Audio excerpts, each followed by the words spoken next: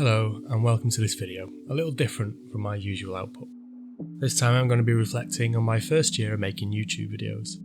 I'll look at the videos I've done, not in any detail, this isn't a recap, but just as a reflection of what I was making and why. I'll talk about the tools I used to make the videos. And then I'll give my personal take on the channel, why I started, what I get out of it, and finishing up with what I'll be doing next. Obviously, I'm making this video because I'm coming up to a year after releasing my first, so maybe it's a good time to reflect. The channel is kind of a diary for me, a way of keeping track of what I've been doing, and this reflection on the past year fits that role for the channel. Less obviously, and to be completely honest, I have to admit that I'm making this video right now because the university library that I like to use for sources that I don't already own or can't afford to buy myself is currently closed to access only by students who are going through exam season. At least they are while I'm writing and prepping this video. It might be over by the time I actually publish it. If you're currently having to do exams though, then good luck. You got this. You deserve a break from revising to watch this crappy video. So, I published my first video on the 22nd of June 2023, roughly a year ago. The video was a little introduction for the series on pre-Socratic thinkers that was to follow it, and it's hopefully the cringiest video I will ever make. To give an idea of how I got there though, I actually started to prepare for that series in early December 2022. At that time, I figured I should start with a series of videos that had some easily accessible resources to make, and therefore I chose the pre-Socratics, probably because the main book I used for the series, The Pre-Socratic Philosophers by Kirk Raven and Schofield, was sat about 2 foot to my right on the nearest bookshelf. So I started by writing a bunch of scripts, starting, if I recall correctly, with the one on Heraclitus, setting myself a goal of writing each essay or script with resources that I could get freely, as I had no money to spend. I would research for one particular script, then write that script. I worked slowly, and I'm not entirely sure when I finished writing that batch of scripts, but I know I didn't move on to any other part of the process until I had all those scripts written.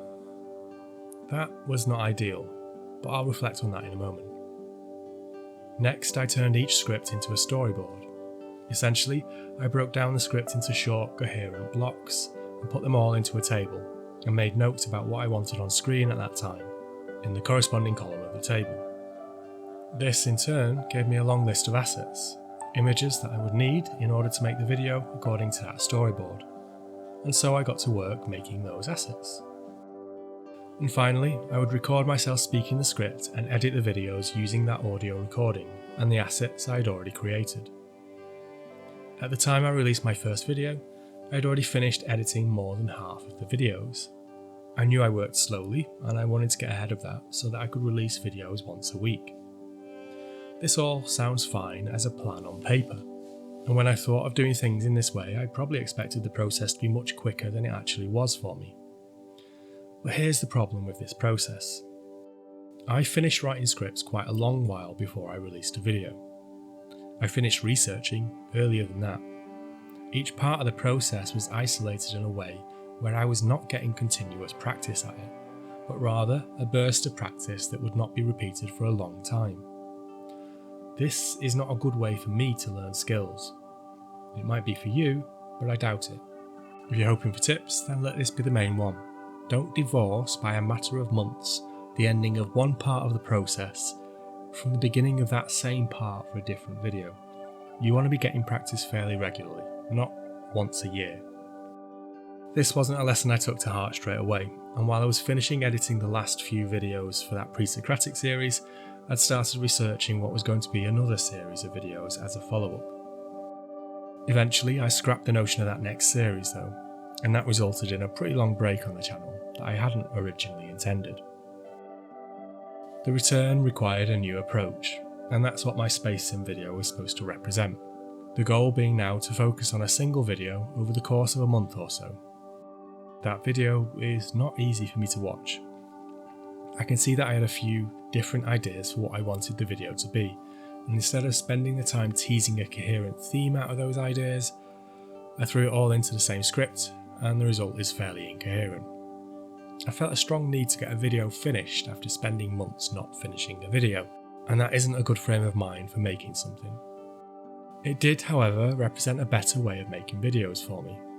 Rather than spending months between each element of the video making process, I could turn around a video each month so that I was never too far removed from each part of the process. And that has been how I've been releasing my videos since. I'm happy with that shorter creative cycle, even though I don't feel particularly proud of anything I've made yet.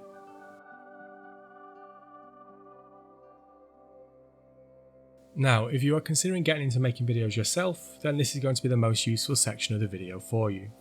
What do you need to make videos? Well, some people have preferences obviously, but as a poor person, I'm here to tell you that there are great options which don't require you to spend money on them. For writing, I use LibreOffice. For making graphical assets, I use Inkscape. It's really powerful, and I haven't a clue how to use it to its full potential. That's also true of GIMP, which I use for making thumbnails and to modify images. It's an open source version of Photoshop, which I'm told is far superior, but I wouldn't know because I've never used it. GIMP is great for what I need it for. For organising my research, I use Obsidian Notes. It's easier than trying to find something relevant in a pad of paper, but there is a time cost in transferring handwritten notes into digital notes. I use the excellent open source software Audacity to record my voice and to add initial effects to the recording. I then use the free version of DaVinci Resolve to cover all my editing needs. A quick shout out to Blackmagic Design, because the free version of Resolve is just so good, like really, it's excellent. Having editing software of that quality and functionality available for free is a godsend and is a damn good way for me to want to buy the full version, which will likely be my first purchase if this channel ever starts to earn money. On the hardware side, I have a Pseudotac ST800 mic. It's decent for the low price and handily comes with the arm to hold it, but it needs effects applied to it in Audacity and Resolve for me to get a voice recording I'm satisfied with. I don't have a camera and I'm always in two minds of whether to get one. I don't really want to put my face on the internet. I already hate listening to my voice so much during editing, and I'm not sure staring at my ugly mug during editing will be any more enjoyable. The advantage though would be in the editing process. I'm not very good at storyboarding, and editing and being able to lean on a visual feed as the basis for a video is very useful. It's why I currently lean on video game footage a lot. I'm still undecided on whether I'll get a camera though. In recent months, for the past couple of videos, I've also used ChatGPT as a kind of assistant tool. That is, I start my process for a particular video by bouncing the video idea off ChatGPT, from which I get an initial reading list. It's useful, but not perfect at that task. I've also been using it to create some images. I definitely overused it for images in the video Who Wants to Live Forever, using those generated images in the same way as I use video game footage, as the foundation, like background for a video. But I found that usage too much personally, so I'll be unlikely to use it that much again. My last video saw a mix of Inkscape created images and some ChatGPT created icons that were then standardised using GIMP and Inkscape. That was a better usage, in my opinion. That's all I've been using, I believe. So, moving back to the diary component of this video, why did I make this channel? Well, to start with, I like to learn new things and new skills. With the type of videos I do, I pick a topic that I can spend some time learning about, which is definitely my most enjoyable part of the whole process. But added onto that are a whole bevy of skills to slowly improve at. I'm not in a position where I'm really proud of any of my finished videos yet. I know I'm not very good at any of these skills right now, but I do think I'm slowly getting better at all parts of it. And that's something I like to see in myself.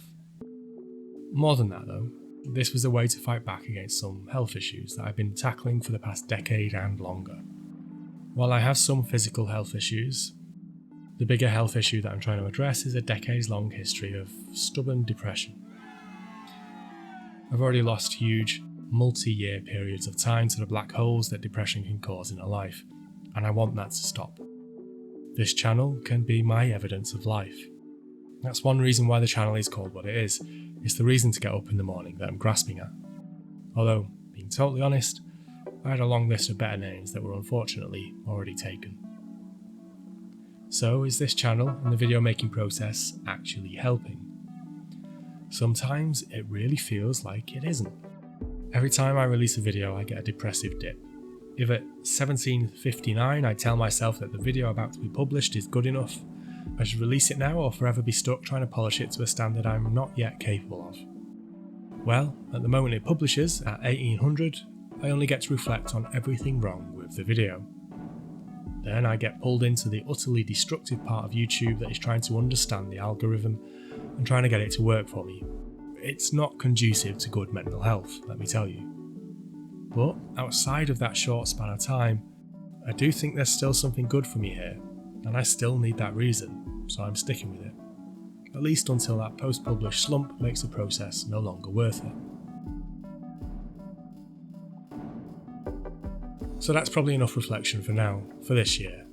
I've obviously got a lot of room to improve, and maybe if I'm still doing this next year, I'll get to reflect on how far I've managed to improve over the next year. All that's left for me to do is address what's coming next. When the uni library is open to the public again, I'll be heading in there with a reading list ready to be ticked off and probably expanded on. The current plan is to make the first entry of a playlist that I will add to over time, between the longer video essays that I've been doing.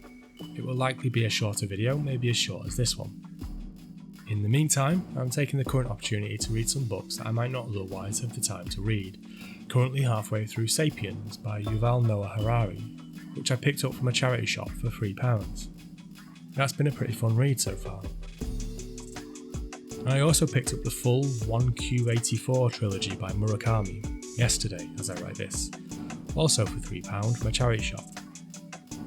If you can recommend any other fun light reads, then do so in the comments. That's probably enough for now. Thanks for watching. Bye.